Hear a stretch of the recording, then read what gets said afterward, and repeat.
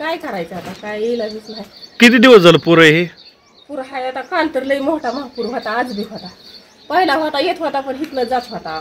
थोडंफार मिरच्या भिजल्या, गहू भिजलं, ज्वारी भिजली, सगळं काहीच राहिलं नाही. 2 महिने झालं रानात काय सोयाबीन काढा येईना, उडीद गेलं आणि काय तुरी वंबाळून गेले आणि काय करायचंय आता. आणि ज्या खायचं वेळचं कसं खायचं तर काय आता, काय कसं काय खावं आता. देते ती लोक, तुम्ही आम्ही देता तीच खातोय राहतोय, काय करायचं आता. तांदूळ बीज देतय, कोणा मला गहू बीज देतय, भांडी बीज देते सगळी. लय राडा झाला, भांडी सगळी वाहत गेली ती. काय राहिलं नाही त्यांना, खायला सुद्धा ताट राहिलं नाही. आपण काय काय झालं नुकसान? सगळं बघितलं की आता गहू तांदूळ ज्वारी तर गेली, इसूर भिजला, चटणी खायचं म्हणजे सगळ्या वस्तू गेल्या. किती पाणी आहे घरामध्ये? कमर इतकं पाणी येईल, 4 फूट धर.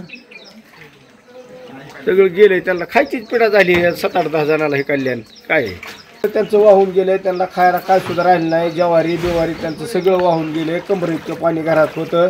आम्ही बाया माणसं घरातनं नेली ते उचलून बाहेर 10-15 जणांना. मग ह्यांना काढलं, घराच्या कड्या लावलं, पण सगळं भिजलं. एकदम पाणी आलं. ती रडत होती, रडना का म्हणून आपलं ह्यांचा तर जीव वाचवला आम्ही. बाकीचं काय नाही, जाऊ द्या म्हणले, चला म्हणले तिकडे लोकांच्या घरी नेऊन झोपवलं त्यांना.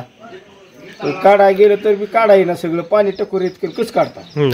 त्यामुळं काही जनावर ही काय गेली का? जनावर नाही ती काय कोणाची गेलेली नाही. सगळी जनावर काढली, माणसं काढली सुरक्षित. फक्त 6 महिने खायचं पियचं सगळ्याच गेलं.